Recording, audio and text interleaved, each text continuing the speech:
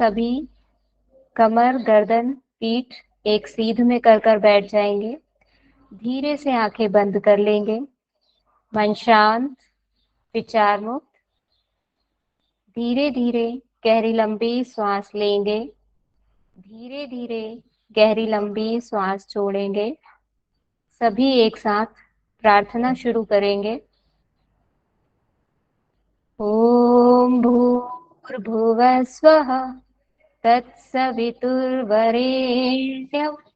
भर्गो देवस्य धीमहि धियो यो नः प्रचोदयात्।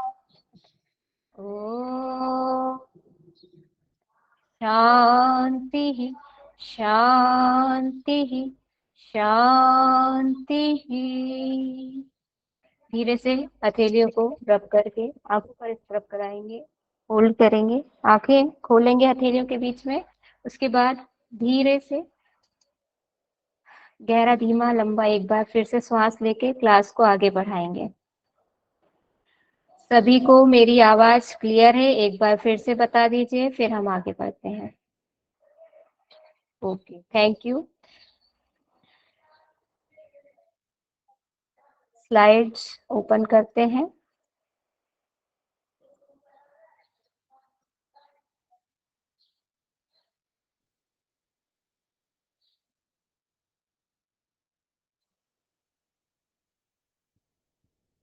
चलिए एक बार सामने आ जाइए रिवीजन कराने के लिए।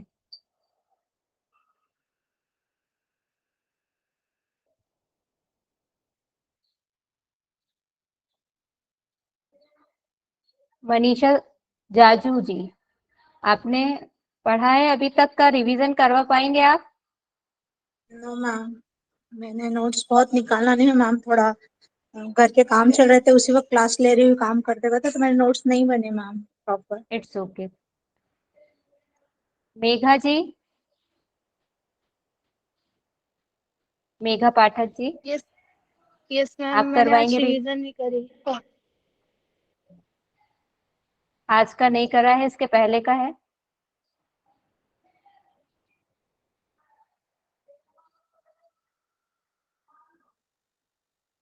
हाथ रेज कर दीजिए, अपने आप से खुद बता दीजिए कौन करवाएंगे। आपको अपने बारे में ज्यादा पता है कि कौन करवा सकता है। खुद से आगे आइए फटाफट। ऐसा लगता है कि बस नीलू जी ही पढ़ाई कर रही हैं। बताइए। Preeti ji, very good. चलिए प्रीति गुप्ता जी, आप आइए, आज का रिवीजन आप करवाइए। जो कल किया था उसका? जी, कल वाला, बस कल वाला।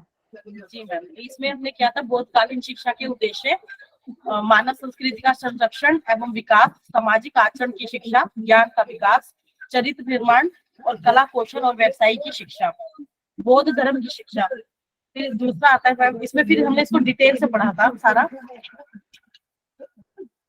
और फिर इसके बाद हमने मध्यकालीन शिक्षा प्रणाली में मुस्लिम शिक्षा प्रणाली पढ़ा था मैम।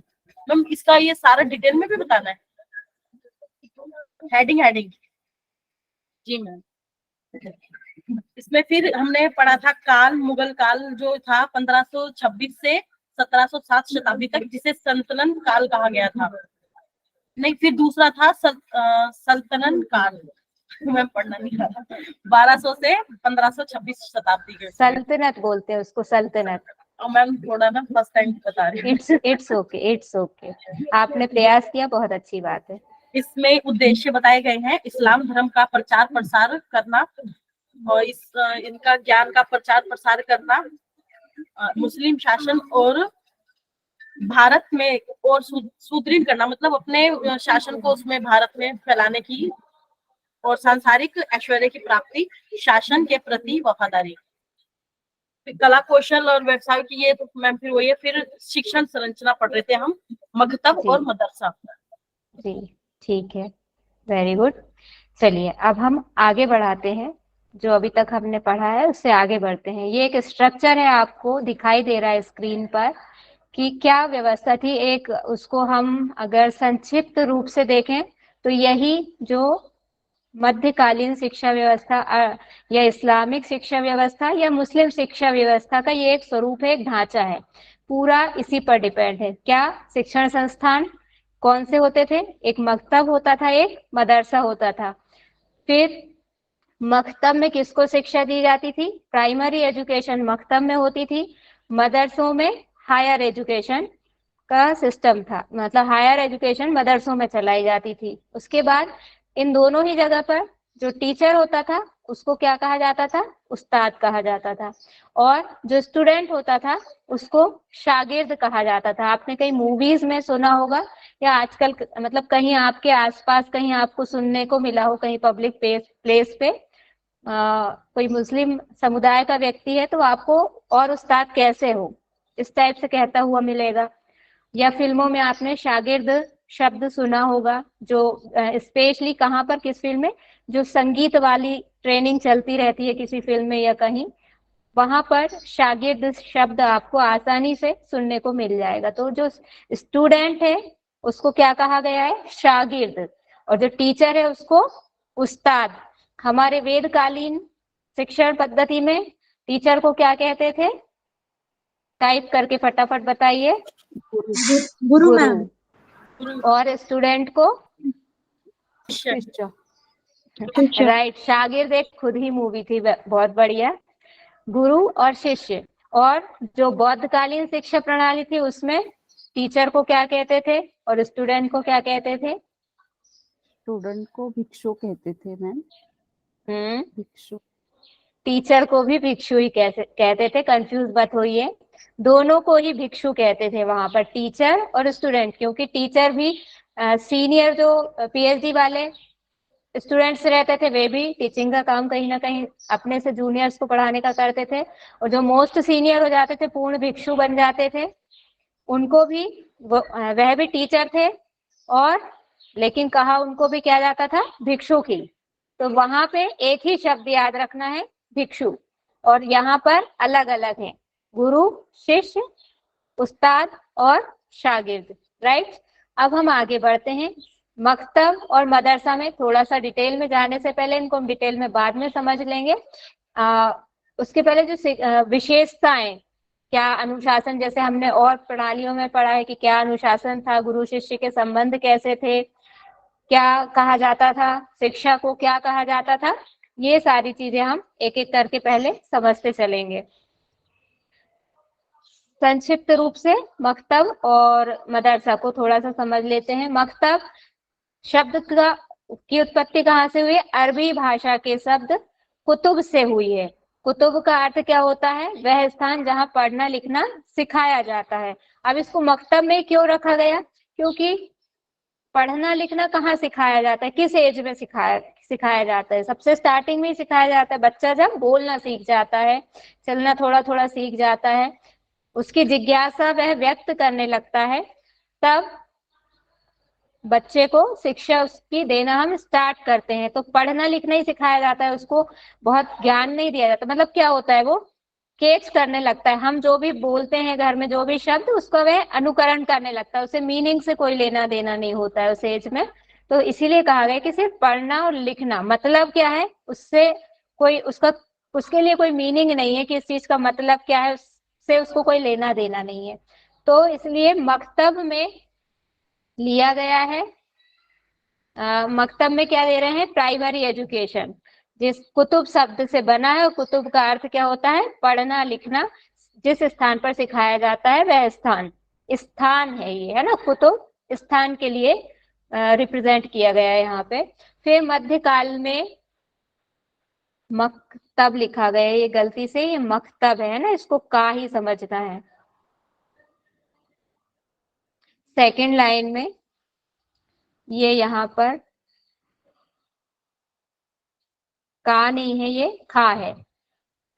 मकतब ऊपर जैसा कि हेडिंग में लिखा है वो सही लिखा है, ये करेक्ट है। मकतब में मकतब जो क्या होते थे? मध्यकाल, यानी जब आगमन हुआ था, हमारे यहाँ पर किसका? इस्लाम धर्म को मानने वाले लोगों को जब आगमन हुआ था तब मकतब कहाँ होते थे? मस्जिदों में ही संलग्न रहते। संलग्न का मतलब उसी के अंदर बने। जैसे आपका कई घरों में क्या रहता है, कोई अगर किराए के पोर्शन में रह रहे हैं तो किचन उनका कहाँ है? रूम और किचन एक ही में, उसी में एक रूम में ही थोड़ा सा एक प्लेटफॉर्म देके किचन बना लिया, तो उसको क्या बोलेंगे? संलग्न, उसी में जुड़ा हुआ। ऐसे ही मस्जिदों में ही एक पोर्शन में ये प्रारंभिक एजुकेशन, प्राइमरी एजुकेशन देने वाले इंस्टीट्यूशन जुड़े हुए होते थे। फिर इस वाले जो जगह थी मकतब, उसमें किसको पढ़ाया जाता था? केवल जो मुस्लिम समुदाय के बच्चे होते थे उन्हीं को एडमिशन दिया जाता था। क्यों? क्योंकि वो मस्जिद में थे और दूसरे लोग तो मस्जिद में ऐसे करना, शिक्षा को सबके लिए खोला था उन्होंने धीरे धीरे, लेकिन पहले अपना जो उनको तालीम थी पहले खुद के लोग तैयार करके फिर वो दूसरे लोगों को तैयार करें, ऐसी व्यवस्थाएं की जाती थी। दूसरी चीज वे अपने धर्म की शिक्षा भी ज्यादा देते थे। तो पहले लोगों को कन्वर्ट तो कर लें, उसके बाद फिर सबको आने देंगे। जब तक लोग उनके धर्म में कन्वर्ट नहीं हो जाएंगे तब तक उनको अंदर नहीं आने देंगे, शिक्षा नहीं देंगे। तो अगर आपको उनकी शिक्षा चाहिए तो पहले आपको मुस्लिम धर्म अपनाना पड़ेगा। इसलिए यहाँ पर ये ऐसी एक अनिवार्यता थी कि केवल मुस्लिम बच्चों को ही यहाँ पर प्रवेश दिया जाता था। फिर राजकुमार और सैन्य संस्था से संबंधित, मतलब जितने भी युद्ध या लड़ाइयों में जाने वाले लोग थे, राजा के सेनापति, सिपाही, इन सब के बच्चों को सैन्य कौशल की शिक्षा देना अनिवार्य था कि इनको सीखना ही पड़ेगा। तलवार चलाना, भाला चलाना, घुड़सवारी करना, जितनी भी पद्धतियों से युद्ध लड़ा जाता है या रक्षा का काम किया जाता है, वह सब इनको आना चाहिए। इसलिए इन जो व्यक्ति थे, ऐसे वाले व्यक्तियों के बच्चों को ऐसी शिक्षा देना जरूरी था। अब मदरसों की बात करें तो मदरसों में क्या होता था? मदरसा शब्द कैसे बना, सबसे पहले ये देखेंगे। दरस, अरबी भाषा का शब्द होता है दरस। दरस शब्द से बना है मदरसा, जिसका अर्थ होता है भाषण। क्या होता है? जब बड़े हो जाते हैं बच्चे तो उनको लिखना पढ़ना फिर उतना नहीं सिखाया। लिखना पढ़ना बचपन में सिखा दिया, अब क्या करेंगे? जो लिखना पढ़ना वह सीख गए हैं उसको वह खुद लिखेंगे, पढ़ेंगे। हमारा ये टीचर का काम क्या होता है फिर बाद में? सिर्फ उसको भाषण देके बताना, समझाना। बस बोल दिया किसी भी टॉपिक पे, अब जिसकी जैसी कैचिंग पावर होगी, कोई उस एज इट इज पूरी चीजों को कैच कर लेता है। एक बार कहा है किसी ने, उसको पूरा एज इट इज कैच कर लेगा। किसी की थोड़ी कम है, दो चार बातें भूल जाएगा, दो चार बातें याद रहेंगी। कोई उससे भी कम कैचिंग पावर वाला है। यहाँ पे कैचिंग पावर से मतलब वही है कि आईक्यू है, स्मृति है, उसका कॉन्सेंट्रेशन है, मेमोरी है, यह सब चीजें कितनी उसकी स्ट्रांग है उस पर डिपेंड करता है। कोई बिल्कुल ऐसा है कि जितनी देर सुना था ऐसा लग रहा था कि सब याद है और अगले ही पल सारी चीजें दिमाग से गायब हो जाती हैं।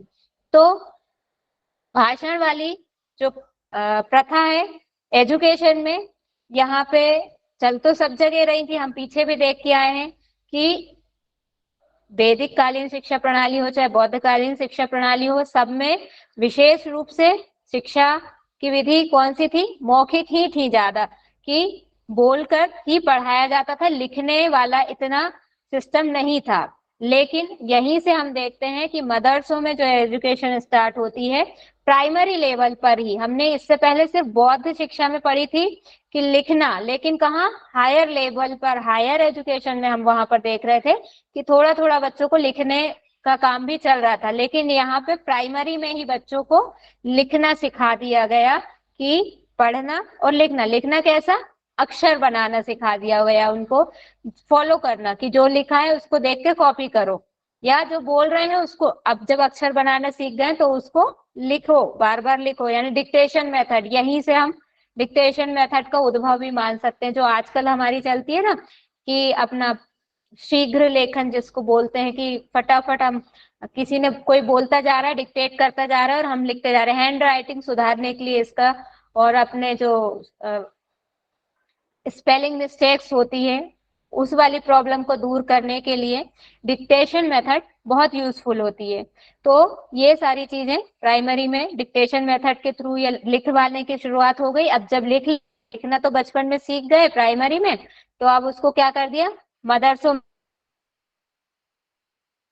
आप अपने आप से लिखो। इसलिए एक जब हम इसके विशेषताएं पढ़ेंगे शिक्षा की, या जो कहते हैं टीचिंग मेथड, उसमें आएगा, हम पढ़ेंगे कि स्वाध्याय पर विशेष बल दिया जाता था, सेल्फ स्टडी पर।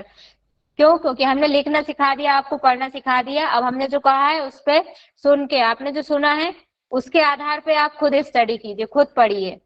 तो यहाँ से ये हमने काय से बना है, तो मदरसा शब्द किससे बना है, दरश शब्द से बना है, जो कि अरबी भाषा का है। और अर्थ क्या होता है इसका, भाषण देना। ये चीज एज इट इज याद रख लीजिएगा आप। फैक्चुअल चीजों को जरूर याद रख लीजिए। क्वेश्चन में क्या पता आपको ऐसे कैसे देखने को मिल जाए कि मदरसे का अर्थ क्या होता है या मकतब का अर्थ क्या होता है। फिर उस शिक्षा प्रणाली में, उस समय की जो शिक्षा प्रणाली थी भाषण द्वारा ही दी जाती थी और उच्च शिक्षा संस्थानों में दी जाती थी। इसलिए भाषण द्वारा दी जा रही, मदरसा का अर्थ भाषण है, इसलिए जहां पर हायर एजुकेशन दी जा रही है उसको क्या कहा गया, उस प्लेस को मदरसा कहा गया। मदरसा नाम इसीलिए पड़ा क्योंकि भाषण द्वारा हायर एजुकेशन दी जा रही है। फिर ये कहाँ पर होते थे मदरसे, राजधानियों में, मुस्लिम बाहुल्य बड़े बड़े नगरों में होते थे। अब बड़े बड़े नगरों में क्यों होते थे, क्योंकि जब ये आक्रमणकारी आए तो उन्होंने क्या किया, सबसे पहले जहां ज्यादा संपदा थी, जहां ज्यादा वैभवशाली ऐश्वर्यशाली उनको परिस्थितियां नजर आती थी, उस जगह पर जाकर वहां, और जहां के राजा कमजोर नजर आते थे। आपने साइंस पढ़ी, आपने एनाटॉमी पढ़ी है, तो अभी आज शायद एनाटॉमी का ही क्विज चल रहा था, तो आपने पढ़ा होगा कि कौन सा शरीर बीमार ज्यादा होता है, या ऐसे हम व्यक्ति की भी बात करें तो कौन से व्यक्ति को ज्यादा जल्दी तोड़ा जा सकता है, जो कमजोर होगा कहीं ना कहीं से। जिस संक्रमित व्यक्ति कौन होता है, अभी आपने सॉरी, संक्रमित कौन जल्दी होता है, पेंडेमिक में आपने बहुत देखा होगा, इतनी सारी गाइडलाइंस चलती थी कि जो एल्डर एज वाले लोग हैं या जो बच्चे हैं जिनकी इम्यूनिटी कमजोर होती है, उन पर जो संक्रमण का अटैक जल्दी होता है, जल्दी लपेटे में आ जाते हैं। क्यों? क्योंकि उनकी इम्यूनिटी कमजोर होती है। तो जहां भी कमजोर शब्द जुड़ा है उसको तोड़ना बहुत आसान होता है। तो जो शासक कमजोर होते थे या जिनके घरों में आपस में ही फूट रहती थी, मान लीजिए 2 राजा हैं, 2 भाई हैं, अब एक बड़ा भाई बन गया है, या बड़े भाई में मान लीजिए योग्यता नहीं थी, तो पिता ने छोटे वाले भाई को योग्यता के आधार पर राजा बना दिया। लेकिन बड़ा भाई जलपन में, जल भुंज के ईर्ष्या के कारण कि इसको कैसे बना दिए, छोटा है, परंपरा तो ये कहती कि बड़े भाई को बनाया जाता है, भले उसमें योग्यता नहीं थी। दूसरा, कान भरने वाले लोग होते हैं कि देखो तुम्हारे पिता ने तुम्हारे साथ कितना अन्याय किया है, तुम्हारे रहते छोटे भाई को करवा दिया। तो अब यहाँ पे क्या हो गया, कमजोर कड़ी क्या हो गई, मतभेद हो गया विचारों का, और ईर्ष्या के कारण बड़ा भाई क्या करेगा, शत्रु से जाकर मिल जाएगा, राज अपने घर के विभीषण का काम करेगा, दूसरों को सब बता देगा कि इस घर में, इस महल में ये कमजोरी है, आप यहाँ से अटैक करिए। अपने भाई को, अपने पिता को दूसरे से, दुश्मन से मरवा देगा। अब मरवा दिया तो क्या होगा, फिर खुद राजा बन जाएगा। लेकिन ये उसे नहीं पता है कि जिसपे मैंने इतना भरोसा किया, क्या वह मुझे छोड़ देगा। उसने किया क्यों, उसने, ऐसा तो नहीं है कि वह कोई बहुत उदारवादी है या उसको बहुत मुझसे कोई लाभ हो रहा है। आज पिता और भाई को मारा है, कल को और होता यही था कि फाइनली जिसने विभीषण का काम किया उसको भी मार के, और हालांकि रामायण जी में ऐसा नहीं हुआ है, एग्जाम्पल टुकड़ों टुकड़ों में जिसकी जितनी विषय वस्तु हमारे काम की होती है जिस जगह पे, बस उसको वहीं उतना ही ऐड करना चाहिए, पूरा रिलेट नहीं करना चाहिए। ये एग्जाम्पल्स की विशेषता होती है समझाते समय। कि फिर उसको भी मार के उस राज्य को हड़प कर लिया। फाइनली यहाँ पे आधिपत्य किसका हो गया, बाहर वाले का हो गया। जो थे वो पूरी तरह से समाप्त हो गए, गायब हो गए। अब यहाँ पर धीरे धीरे अपना एक कुनबा बसाना शुरू करते हैं, अपना विस्तार करते हैं, अपने समुदाय को बढ़ाते हैं, और फिर और आसपास के राज्यों पे भी अतिक्रमण कर करके। तो ऐसा इसको बोलते हैं कि अपना बाहुल्य वाला राज्य, अपनी जो पॉपुलेशन है जहां पर ज्यादा होगी वहां पर ये फिर इस टाइप की शिक्षा व्यवस्था करते थे। क्यों? क्योंकि दूसरी जगह करेंगे तो क्या पता चल पाएगा नहीं चल पाएगा, लोग विरोध करेंगे। जहां ज्यादा बहुमत है वहां विरोध हो जाता है चीजों का और सक्सेस नहीं होती है।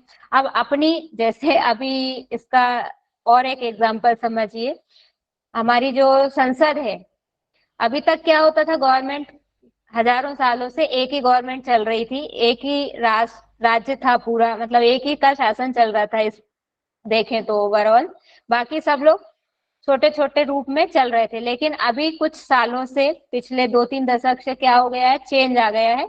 अब ज्यादातर एक ही दल का बहुमत हो गया है, भारतीय जनता दल का। अब किसी भी बिल को पास करवाना है या किसी नए अधिनियम को लाना है, कानून को लाना है, तो विरोध उतना हो नहीं पाता है।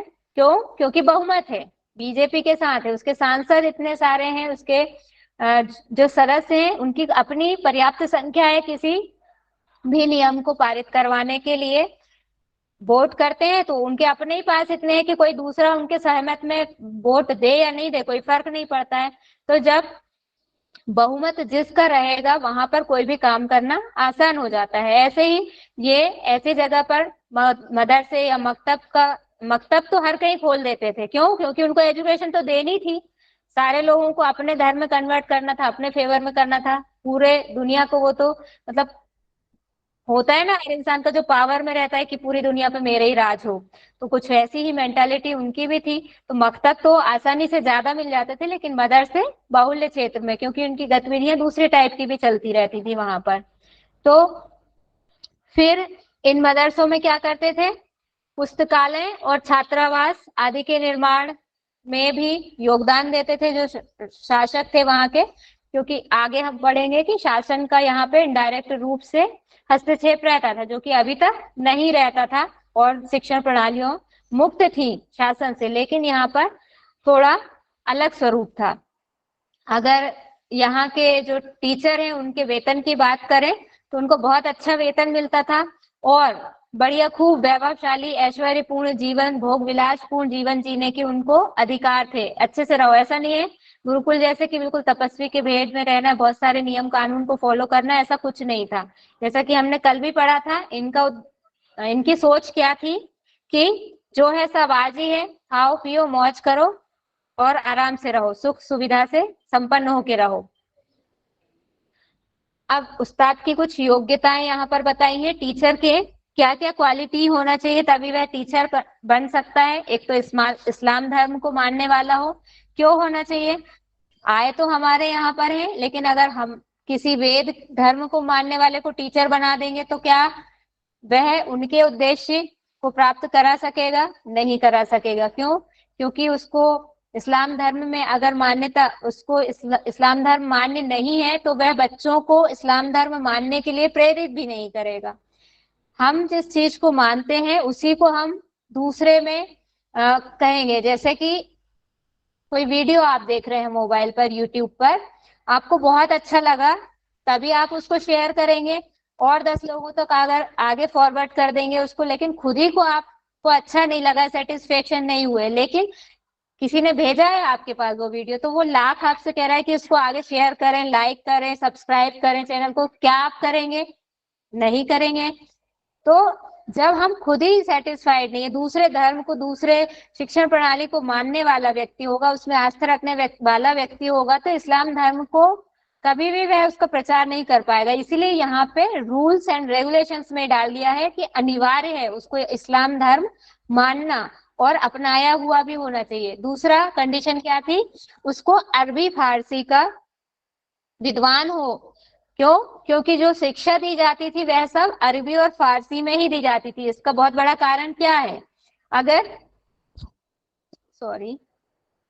अरबी और फारसी में ही वहां उनके जो जितना लिटरेचर था, जिस एरिया से, जिस भूभाग से वह आए थे, वहां पर अरबी और फारसी में ही लिटरेचर था, उसी में शिक्षा दी जाती थी। तो यहाँ वालों को अगर पहले जो उनके फेवर में आना चाहते हैं, उनको पहले अरबी फारसी का ज्ञान देंगे, करवाएंगे, तब उनको उनकी शिक्षा समझ में आसानी से आ जाएगी। अगर हम इधर जो हमारी चल रही है पुरानी शिक्षण पद्धतियां उसी में शिक्षा देंगे तो उनका जो मकसद है हल नहीं हो पाएगा, क्योंकि उनके कुरान शरीफ का ज्ञान नहीं मिल पाएगा। कुरान शरीफ का ज्ञान पूरा काय में है, अरबी फारसी इन भाषाओं में है। फिर अपने विषय का अच्छा ज्ञाता हो, अपने विषय का अच्छा ज्ञाता हर टीचिंग प्रणाली में बहुत जरूरी है। कहीं भी चले जाइए, अगर विषय का ज्ञान नहीं है तो हम खुद ही स्पष्ट नहीं है तो बच्चों के डाउट्स कैसे क्लियर कर पाएंगे। इसलिए ये तो मतलब बहुत कॉमन सा है, इसमें स्पेशलिटी नहीं है टीनीज वाले, जो उसकी एक सुविधा उसको दी गई है उसमें, या उसकी जो योग्यता है। फिर नियुक्ति के बाद अपने ज्ञान और आचरण के प्रति सदैव सजग रहे, उनकी गरिमा बनाए रखे। जिस आधार पर उसको नियुक्ति दी गई है कि भाई मुझे अरबी फारसी आती है, एक सेकेंड,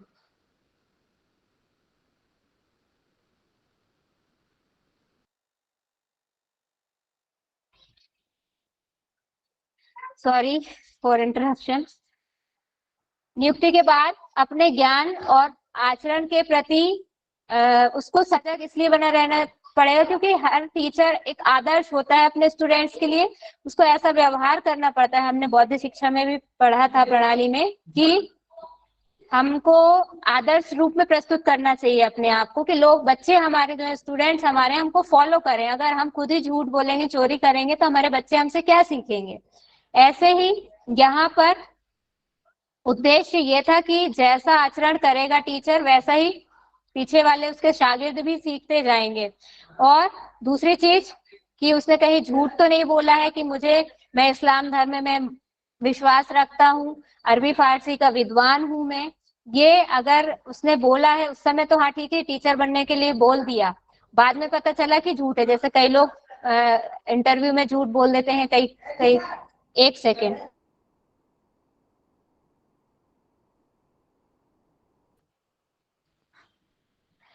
सॉरी,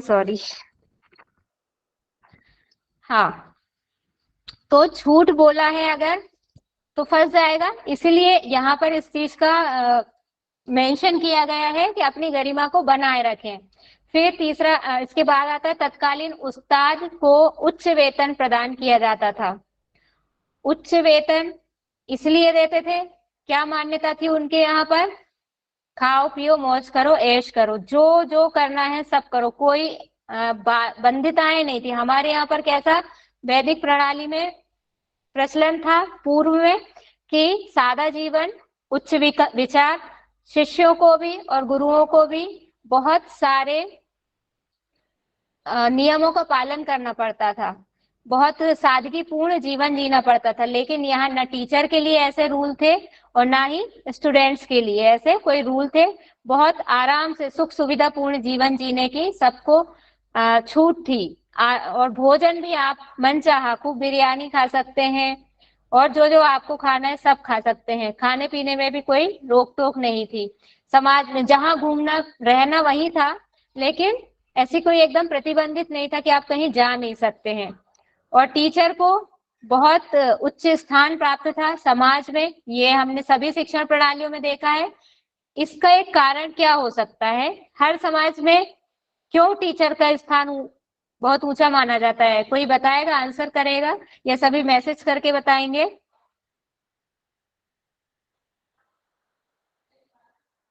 बताइए, टीचर का स्थान उच्च क्यों माना जाता है किसी भी शिक्षण प्रणाली में और हर समाज में? क्या मेरी आवाज आप तक आ रही है? मैम क्योंकि वो आपको ज्ञान प्रदान करता है, और जैसे कि हमारे अगर गुरु देखे जाएं तो वैदिक सभ्यता के समय पे वो हमें आध्यात्मिक और उन्नति की ओर ले जाते थे, जो कि हमारा अंतिम सर्वोच्च लक्ष्य है। ठीक है, ऐसे वेरी ही गुड। इनका भी ऐसा ही कुछ होगा जो इन्हें अंतिम उनकी स्टेज होगी वहां तक ले जाने के लिए। जी, बहुत बढ़िया आंसर कर रहे हैं आप लोग। गुरु ही हमको क्या करता है, शॉर्ट वे में देखें मार्ग दिखाता है, क्या करना है क्या नहीं करना है हमारा निर्माण करता है। कुल मिला के हम तो कोरे कागज की तरह होते हैं, कुछ नहीं जानते हैं। गुरु कौन हो जाता है? हम बचपन से ही प्रथम गुरु हमारी माँ हो जाती है, पिता हो जाते हैं, फिर हमारे जो टीचर हमको पढ़ाने के लिए आते हैं, सिखाने के लिए आते हैं। तो जो भी हमें सिखा रहा है वह सब गुरु है ना। तो गुरु स्टार्ट हो जाते हैं जब से हमने जन्म लिया है, तब से हमें गुरु द्वारा शिक्षा प्राप्त होने लगती है। गुरु हमको रास्ता बताते जाते हैं, क्या करना है क्या नहीं करना है। मार्ग प्रदर्शक, पथ प्रदर्शक का हमारे काम करता है। इसीलिए गुरु का स्थान सर्वोच्च माना गया है प्रत्येक समाज में। फिर अब हम आते हैं प्रारंभिक संस्कार। अभी हमने पढ़ा था, बहुत बढ़िया आंसर किए हैं सभी ने।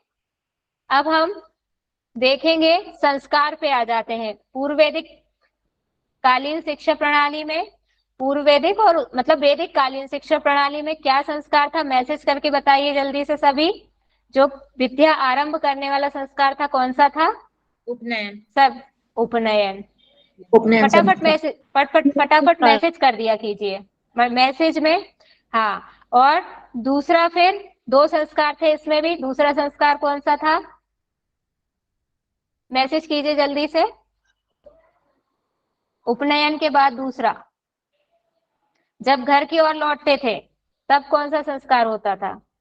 समावर्तन। Very good, very good.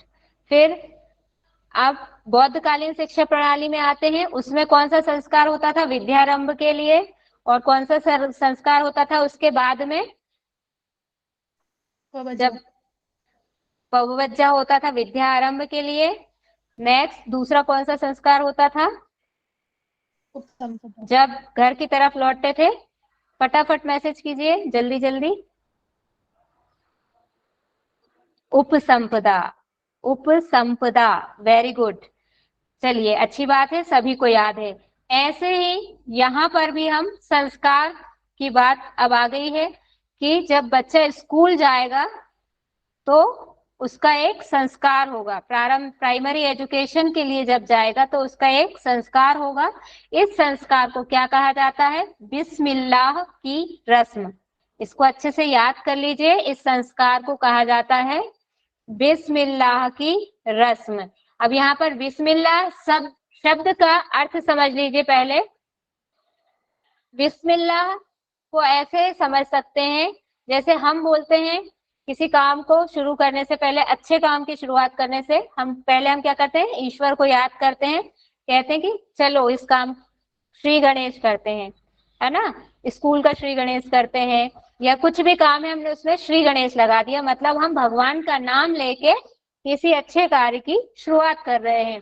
तो ऐसे ही बिस्मिल्लाह की रस्म का क्या अर्थ हो जाएगा कि ईश्वर का नाम लेके हम विद्या आरंभ कर रहे हैं, शुरुआत करना ईश्वर के नाम से। ये बिस्मिल्लाह की रस्म का अर्थ होता है। क्या होता है इसमें? जब बालक, अब यहाँ पर सिर्फ मुस्लिम धर्म का बालक नहीं है, कोई भी बालक हो सकता है। बालक की आयु 4 वर्ष 4 माह और 4 दिन पूर्ण हो जानी चाहिए। लेकिन किसी भी उसका हो बालक, यहाँ पे मतलब कहने का तात्पर्य यह है कि जैसा वहां पे हमने देखा था ब्राह्मण, क्षत्रिय, वैश्य और शूद्र, वैसी वाली कंडीशन नहीं थी। यहाँ पे हर समुदाय में नाम अलग अलग हो, कैटेगरीज हर जगह होती है। आपने देखा होगा आसपास कि कोई बहुत ऊंचे स्तर पर बैठा होता है, कोई उससे कम, कोई उससे कम और कोई उससे कम, या अलग अलग कामों के आधार पर डिवाइड कर दिया जाता है। तो यहाँ पर भी जैसे बौद्ध धर्म में सबके लिए शिक्षा के द्वार खुले थे, यहाँ पर भी खुले थे, लेकिन होना क्या चाहिए था? मुस्लिम संप्रदाय का होना चाहिए था प्रारंभिक शिक्षा में, मकतबों में प्रवेश के लिए। और उसके लिए उसकी आयु कितनी होनी चाहिए थी? 4 वर्ष 4 माह और 4 दिन पूर्ण होनी चाहिए थी।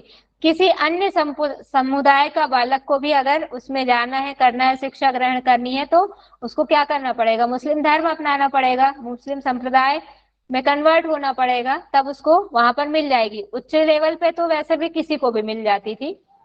तो ये एक तो स्टेटमेंट याद रखेंगे, 4 वर्ष 4 माह और 4 दिन, इतनी आयु होने पर उसका ये संस्कार होता था। यहाँ पर ये स्पष्ट नहीं किया गया है कि, या शायद मैं वहां तक नहीं पहुंच पाई हूँ कि ये संस्कार घर में होता था या मक्तबों में जाकर होता था, ये अलग से स्पष्ट अभी नहीं हो पाया है। लेकिन और वो इतना इम्पोर्टेंट भी नहीं है, जहां बहुत आसानी से चीजें नहीं मिलती है वहां से क्वेश्चन भी नहीं आते हैं एग्जाम में।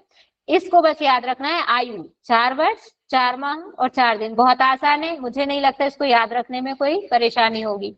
नए वस्त्र पहनकर, वैसे ही जैसे बौद्ध काल में या फिर वेदकालीन शिक्षा प्रणाली में नए वस्त्र सबको पहनने रहते हैं, चाहे किसी भी प्रणाली में हम जा रहे हो प्रवेश करने के लिए एजुकेशन में, पहले दिन उसको नए कपड़े पहनाए जाएंगे, वस्त्र पहनाए जाएंगे। अब वहां पे वेद काल में क्या होता था, चावल बिछाकर सफेद कपड़े पर उस पे वर्णमाला बनवाई जाती थी पुरोहित के द्वारा।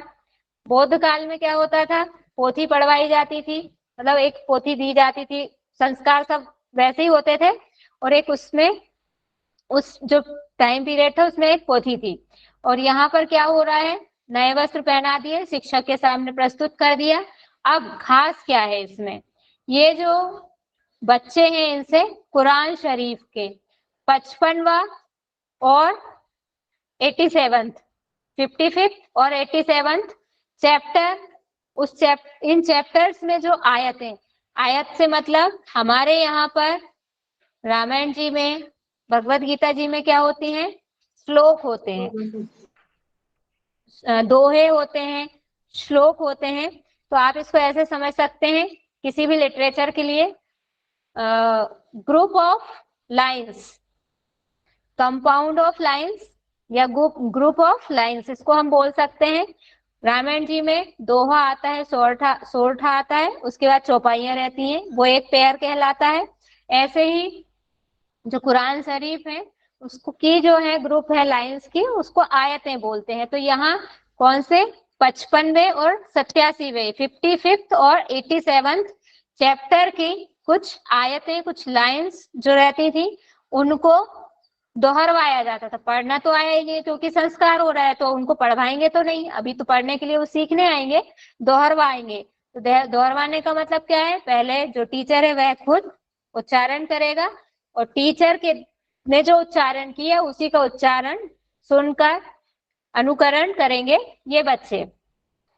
इसी को और फिर जो इसमें मतलब जिनसे नहीं हो पाती थी आयतें, जैसे श्रीमद् भगवत गीता जी के बहुत सारे श्लोक हैं, हर कोई नहीं पढ़ पाता है। क्यों? क्योंकि कंटिन्यूअसली संस्कृत में जुड़े रहते हैं, जब पढ़ते हैं तो संधि विच्छेद किया जाता है, उनका संधि विच्छेद कर करके उनको पढ़ा जाता है, तो इसलिए हमसे नहीं बनते हैं पढ़ते, कई लोग उच्चारण उनका नहीं हो पाता है। ऐसे ही उर्दू में भी भाषा, तो अब जब तक उनको भाषा का ज्ञान ही नहीं है, पढ़ने तो जाने वाले हैं सीखने, उच्चारण नहीं बन रहा है उनसे मान लीजिए, तो क्या होगा, उनको एक शब्द कहलवा दिया जाता था, बिस्मिल्लाह।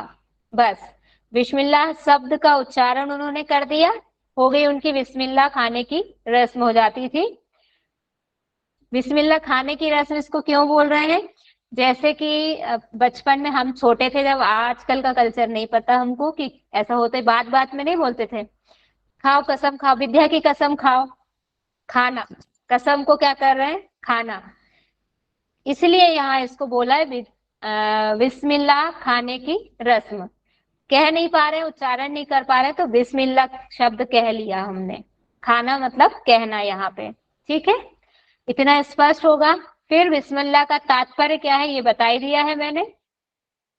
अब कुछ और विशेषताएं देखेंगे हम। शासन कैसा था, अनुशासन कैसा था, यहाँ पे कठोर अनुशासन था। कठोर अनुशासन हमने वैदिक प्रणाली में भी पढ़ा और बौद्ध कालीन शिक्षा प्रणाली में भी पढ़ा वहां पर, लेकिन हमने थोड़ा सा दोनों में अंतर है, उन प्रणालियों में और इन प्रणालियों में। वहां पे जिस चीज के लिए कठोरता होनी चाहिए थी और यहाँ पर किस चीज के लिए, अगर उसी के परिप्रेक्ष्य में यहाँ देखें तो अंतर है। जैसे वहां क्या नियम था, सुबह 5 बजे से उठना पड़ेगा, ब्रह्मचर्य का पालन करना पड़ेगा, और जो व्यर्थ अनर्गल बातें हैं, वार्तालाप है, वह नहीं कर सकते, ऐसे नियम कानून थे। नियमित दिनचर्या का पालन करना पड़ेगा। और दूसरी चीज क्या थी कि कोई अगर बच्चा गलती कर देगा तो उसको उसके प्रति दंड का कोई प्रावधान नहीं था, अल्पोहार नियम भंग वेरी गुड। तो यहाँ पे क्या है, यहाँ पे उल्टा है, विपरीत है उससे। यहाँ पे अगर बच्चे को खूब छूट है, आपको 9 बजे उठना है, सो के 10 बजे उठना है, हालांकि स्कूल का टाइम जो है उसको तो कवर करना ही पड़ेगा, मैनेज करना पड़ेगा, लेकिन ये नहीं है कि आपको एकदम 5 बजे उठ के बैठ जाना है सुबह।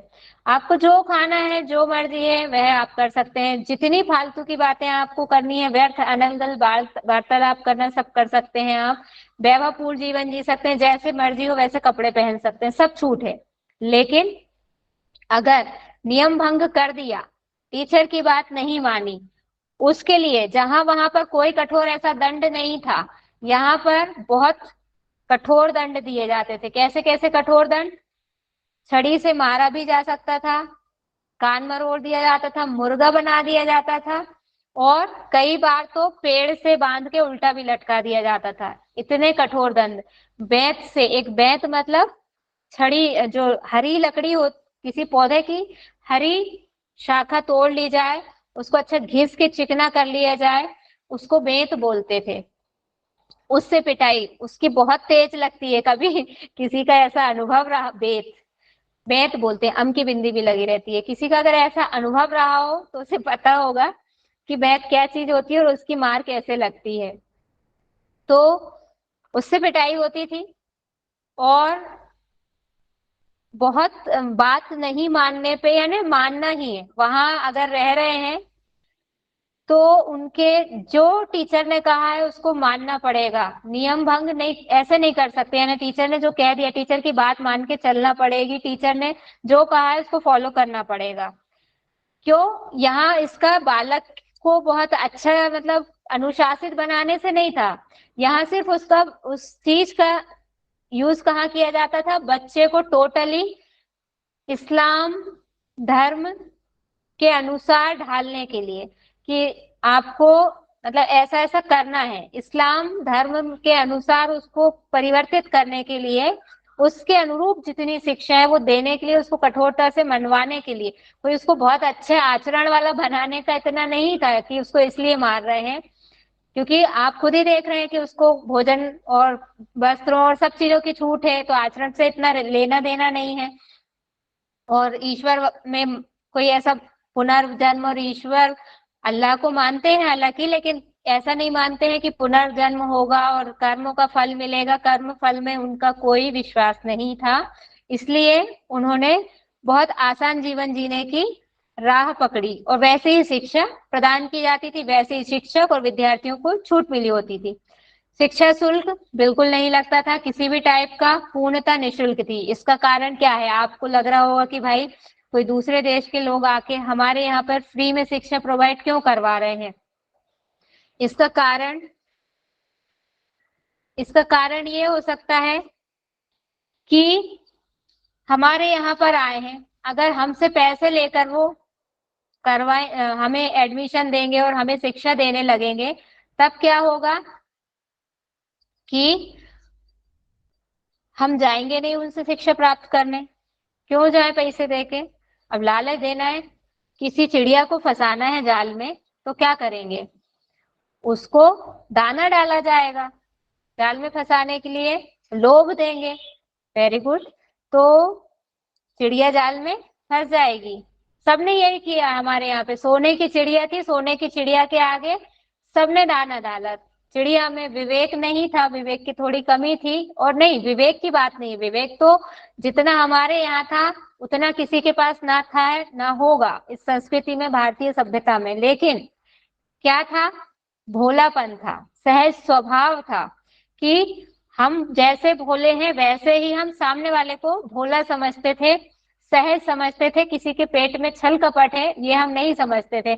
जैसे हम हैं वैसे ही हम उदार थे, सबको अच्छा समझते थे, इसलिए हम उस जाल में फंस जाते थे। कोई ने हमसे बहुत प्रेम पूर्वक आदर से कहा कि ये लीजिए, भोजन ग्रहण कीजिए, तो हम उसका मतलब हमको क्या लगता था कि अगर हम मना करेंगे तो हम तो भोजन को भी देवता मानते हैं, भगवान को अन्न देवता कहते हैं, अपमान हो जाएगा अन्न देवता को। अब अन्न देवता का तो हम स्वीकार नहीं करते थे, प्रणाम करके स्वीकार कर लेते थे। ये हमारा जो भारतीय संस्कृति है उसका एक दृष्टिकोण था।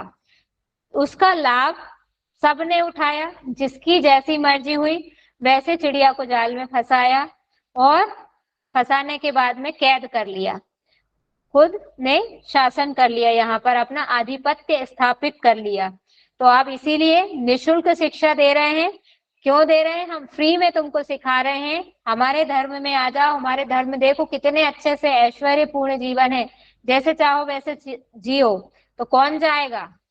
जिनको शिक्षा नहीं मिली, जो अशिक्षित थे पूर्व वैदिक काल से, जिनको वेदों का ज्ञान नहीं था, वेदों में सारे संसार का ज्ञान है, कैसा व्यवहार करना है, लेकिन उनको वो ज्ञान मिला नहीं, तो चिड़िया जाल में बहुत आसानी से फंस गई। जिस चिड़िया ने वेद का ज्ञान कर रखा था वह चिड़िया उनके जाल में नहीं फंसी। फिर अगर राज्य सहायता की बात करें, देखिए जैसा बताया था मैंने, राज्य सहायता बहुत ज्यादा दी जाती थी। क्यों? इसीलिए क्योंकि प्रचार प्रसार करना है मुस्लिम धर्म का ज्यादा से ज्यादा, लोग अपने तैयार करने हैं, जासूस तैयार करने, या वो क्या बोलते हैं, दोनों लैंग्वेज को समझने वाले जो मीडिएटर का काम कर सकते हैं, कि पहले हम अपने कुछ लोग तैयार करें। एक चेन रिएक्शन होता है, आपने साइंस में पढ़ा होगा, यूरेनियम का चेन रिएक्शन होता है, रेडियो एक्टिव पदार्थों का चेन रिएक्शन होता है, कि 2 से 4, 4 से 8, 8 से 16 डबल में बढ़ते जाते हैं। तो पहले हम 2 लोगों को तैयार कर देंगे, तो ये 2 लोग और जाके 4 लोगों को अगले तैयार कर लेंगे। ये उद्देश्य था, इसलिए राजकीय सहायता खूब दी जाती थी। बड़े बड़े पुस्तकालय, मस्जिदों में बड़े बड़े मकतब और मदरसे, ये सब की व्यवस्थाएं राज्य सहायता से की जाती थी। खूब धन दिया जाता था इसके लिए। उन्हें देने में लग क्या रहा है? उनको अपने यहाँ से तो लाना नहीं है, यहीं का लूटा है, यहीं का काय में लगा रहे हैं। हम पे दया दिखा के हमारे भले के लिए नहीं लगा रहे हैं, अपने भले के लिए लगा रहे हैं, अपने ऊपर खर्च कर रहे हैं, कि अपनी सभ्यता को, अपनी संस्कृति को यहाँ पर विस्तारित करने के लिए हमारा ही धन हमारे ऊपर इस तरह से खर्च कर रहे हैं। फिर राजकीय नियंत्रण परोक्ष रूप से, प्रत्यक्ष रूप से तो नहीं था, परोक्ष रूप से कैसे था? टीचर या मौलवी साहब, मौलाना साहब, ये हुआ करते थे टीचर। तो ये लोग पढ़ाते थे, तो ये इनका डायरेक्ट कनेक्शन किससे होता था? राजा से। जैसे हमने रामायण जी में पढ़ा है, वशिष्ठ जी क्या होते थे? गुरु होते थे, राज दरबार में बैठते थे, उनका जनता से भी कनेक्शन रहता था, जनता की भी सब चीजें उनको पता रहती थी। और गुरुकुल में टीचर भी थे, यहाँ के राजगुरु भी थे, तो दोनों को जानते थे। टीचर को भी, सॉरी, स्टूडेंट्स से भी उनका कनेक्शन था और राजा से भी कनेक्शन था। ऐसे ही यहाँ पे जो मौलवी होते हैं, उनका कनेक्शन जो सुल्तान हुआ करते थे या बादशाह हुआ करते थे, मुस्लिम शासक, जो जहाँ जिस क्षेत्र में होते थे, उनसे सीधा कनेक्शन उनका रहता था। वैसे ही उनका आदर सम्मान, वो जो सुल्तान या बादशाह हुआ करते थे उनका करते थे, आदर सम्मान, मान सम्मान करते थे, बढ़िया उनको सब दिया करते थे, उनको उसी हिसाब से उनकी बात माना करते थे। तो उन्होंने जो करवाना है, कौन को? जो शासक है, उसको क्या करवाना है, शिक्षा प्रणाली में क्या चेंज करवाना है, उनको सिर्फ मौलवी से कहना है। और मौलवी उनके इशारे पे, ये समझ लीजिए, नाचते थे। क्यों? क्योंकि सॉरी, इसको इस वे में नहीं कहेंगे कि नाचते थे, मतलब उनकी बात मानते थे, चलते थे। क्योंकि मौलवी जी की पूरी जरूरतें कहाँ से पूरी हो रही हैं? वहीं से हो रही हैं, शासन से। और हमारे यहाँ पे गुरु शिष्य संबंध की आगे बात इसमें करेंगे कि बहुत अच्छे संबंध होते थे यहाँ पर भी, लेकिन बड़ा अंतर ये था कि जो मुस्लिम संप्रदाय, उस समय की ही बात चल रही है ये सारी, अभी की कोई बात नहीं हो रही है। मुस्लिम संप्रदाय में हमने जो इतिहास में पढ़ा है, उसमें हमें यही नजर आया है कि कोई किसी को, न भाई भाई को भाई समझता था, न पुत्र पिता को पिता समझता था। तलवार हमेशा तैयार रहती थी, जिसकी जब मर्जी आई काट दिया और खुद बैठ गए गद्दी पर। ठीक है, ये था सिस्टम। तो गुरु के साथ भी ऐसा हो सकता था, या जो उनके टीचर थे मौलाना जी, मौलवी जी, वह भी इस चीज से सुरक्षित नहीं थे। पूर्व वैदिक काल में, बौद्ध काल में, इतनी मर्यादा थी कि कम से कम गुरु के ऊपर कोई इस तरह का व्यवहार नहीं किया जाएगा उनके साथ में। महाभारत के युद्ध में हालांकि परिस्थितियां कुछ ऐसी हुई, उनको जाना पड़ा, गुरु पर अस्त्र शस्त्र भी उठाने पड़े, लेकिन उस समय की परिस्थितियां ऐसी थी कि सब अपनी अपनी कुछ मर्यादाओं में बंधे हुए थे, मजबूर थे।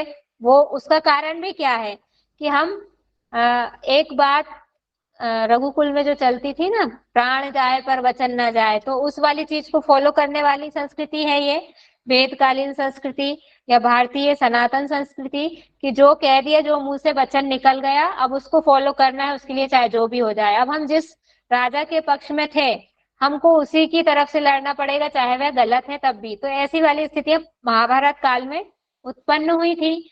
इसलिए जो विपक्ष था, पांडव और कौरवों के मध्य युद्ध हुआ, तो गुरु के प्रति भी अस्त्र शस्त्र चलाए गए, लेकिन यहाँ पर वो एक धर्म युद्ध था। यहाँ पर सिर्फ स्वार्थवश लालच में आकर गुरु ने अगर बात नहीं मानी तो गुरु को समाप्त कर सकते हैं।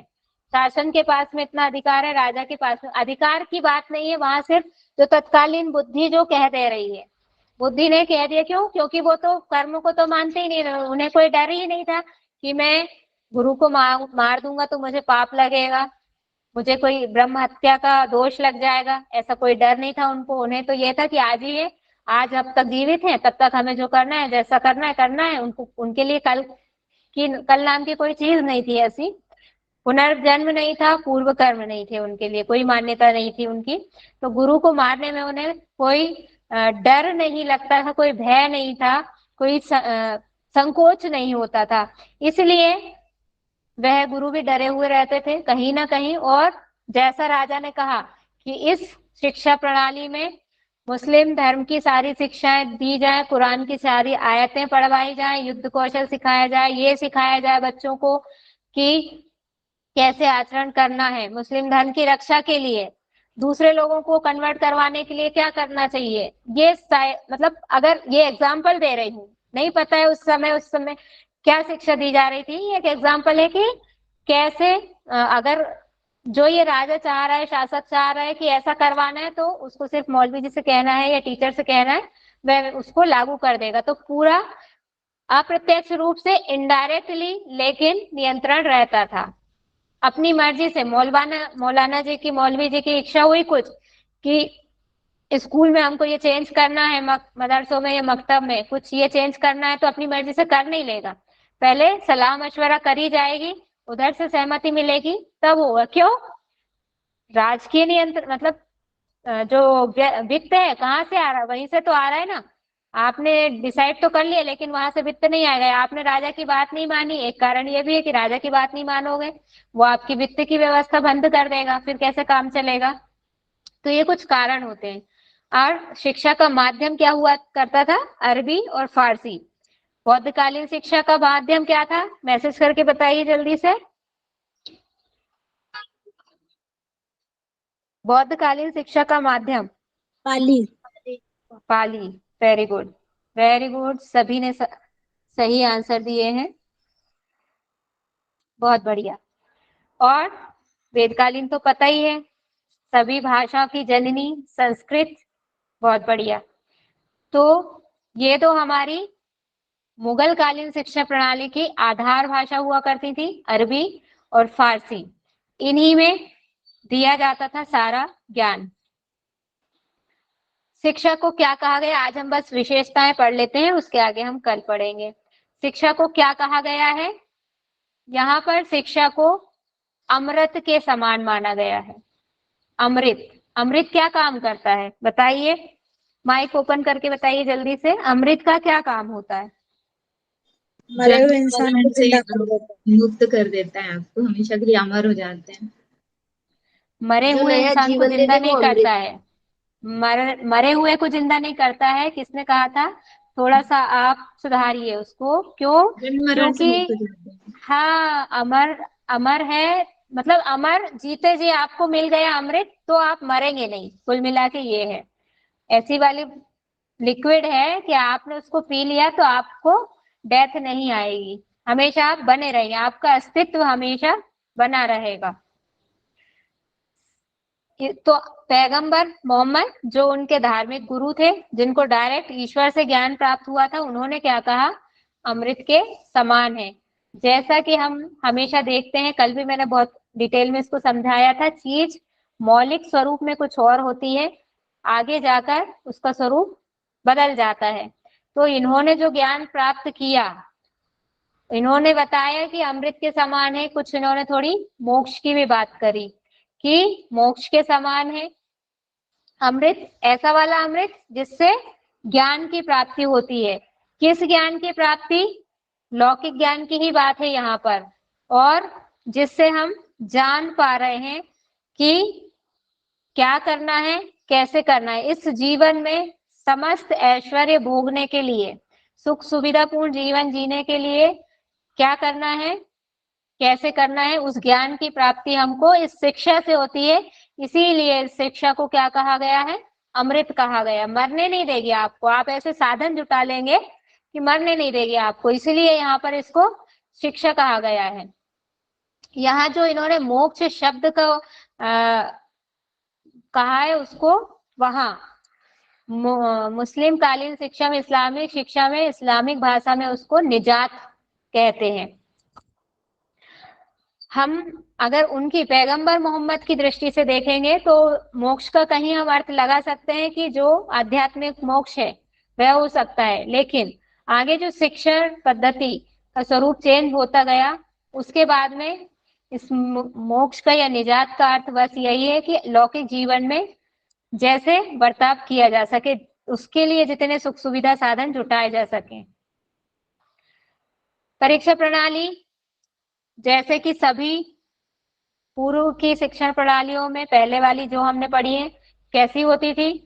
कोई अलग से लिखित परीक्षा नहीं होती थी, ऐसे कोई मूल्यांकन नहीं किया जाता था। सिर्फ जो टीचर होता है, गुरु होता है, या भिक्षु, या फिर यहाँ पर हम क्या, उस्ताद, इनका जो एक्सपीरियंस रहा है, पर्सनल एक्सपीरियंस ऑब्जर्वेशन का, चाइल्ड को जो इन्होंने इतने दिन में, इतना एक जो टाइम पीरियड है, उसमें उन्होंने क्या ऑब्जर्व उसमें किया है, उसके अकॉर्डिंग उसको बता देते थे कि अब नेक्स्ट लेवल पे आप जाने के योग्य हो या नहीं हो। सिफारिश उसकी, है ना। सिफारिश शब्द यहाँ पर क्यों यूज किया गया है और मैं इसको इतना फोकसली क्यों बता रही हूँ? इसलिए क्योंकि सिफारिश का अर्थ क्या होता है?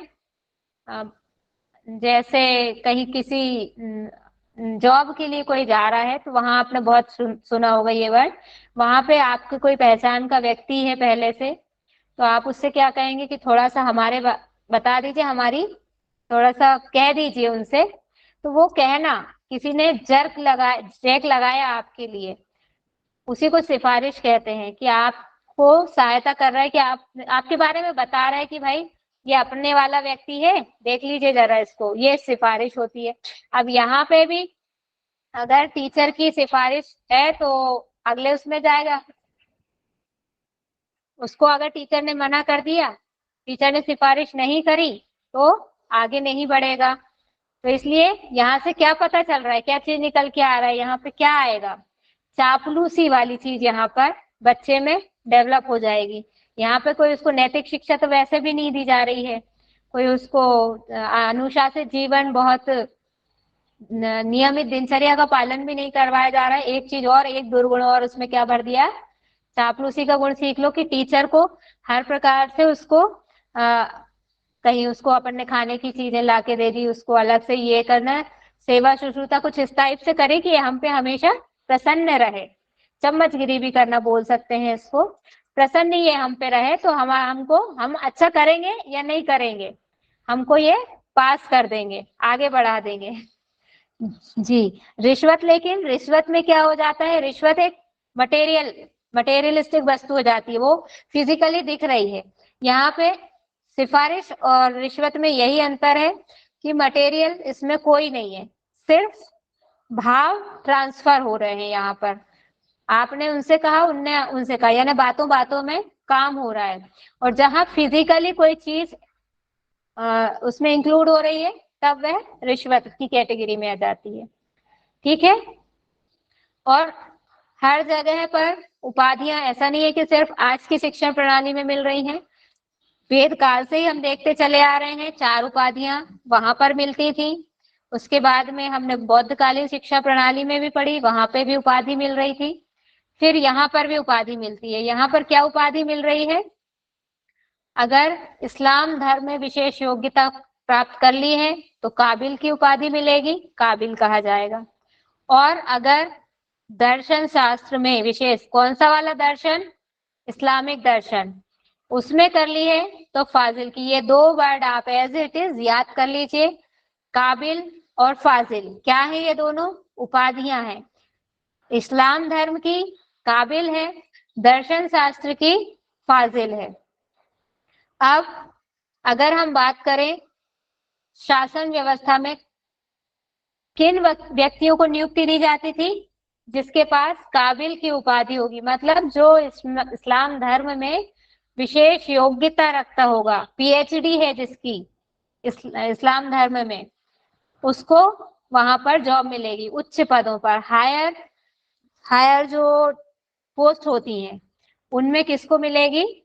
जिसके पास में ये काबिल की डिग्री है, नहीं तो नहीं मिलेगी। जैसे किसी के पास BHMS की डिग्री नहीं है, MBBS की डिग्री नहीं है, वो डॉक्टर नहीं बन सकता है। इसी प्रकार से यहाँ पे अगर काबिल की डिग्री नहीं है तो मुस्लिम शासन व्यवस्था में आपके लिए कोई जॉब में उच्च पद पे स्थान खाली नहीं है। क्लियर है इतना? आशा है अभी तक इतनी चीजें समझ में आ गई होगी। अब हम शिक्षा के स्तर कल पढ़ेंगे, ठीक है? शैक्षिक व्यवस्था ये वाला पोर्शन हम कल पढ़ेंगे। अभी तक इसमें कोई समस्या है, किसी को कोई डाउट है, उसके लिए बने रहेंगे। हम शांति पाठ के बाद में उसको सुनेंगे, सॉल्व करेंगे। 1-2 क्वेश्चन फ्रीक्वेंटली अभी तक जो पढ़ा है मुस्लिम शिक्षा व्यवस्था में, उससे कर लेते हैं सरल सरल वाले, उसके बाद आगे बढ़ते हैं शांति पाठ की ओर। जल्दी से सभी लोग मैसेज करके बता दीजिए कि मकतब में किसको शिक्षा प्रदान की जाती थी, कौन से लेवल की एजुकेशन होती थी? फटाफट मैसेज कर दीजिए सभी। प्राइमरी, वेरी गुड, सभी सही आंसर दे रहे हैं।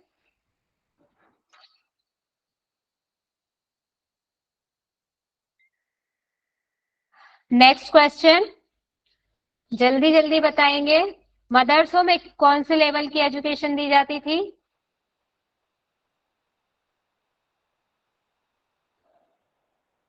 हायर एजुकेशन, बहुत बढ़िया, सभी ने सही आंसर दिए हैं,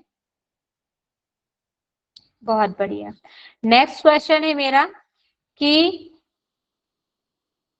एज क्या होती थी और उस संस्कार को क्या कहा जाता था? जो एजुकेशन प्रारंभ करने वाला संस्कार होता था उसको क्या कहा जाता है? वेरी गुड, संध्या जी ने सही उत्तर दिया है सबसे पहले। प्रियंका जी, प्रीति जी, भाग्यश्री जी, बिस्मिल्लाह, संध्या जी, प्रियंका जी, शालिनी जी, मेघा जी, सभी ने सही उत्तर दिया है, बहुत फास्ट दिया है, वेरी गुड।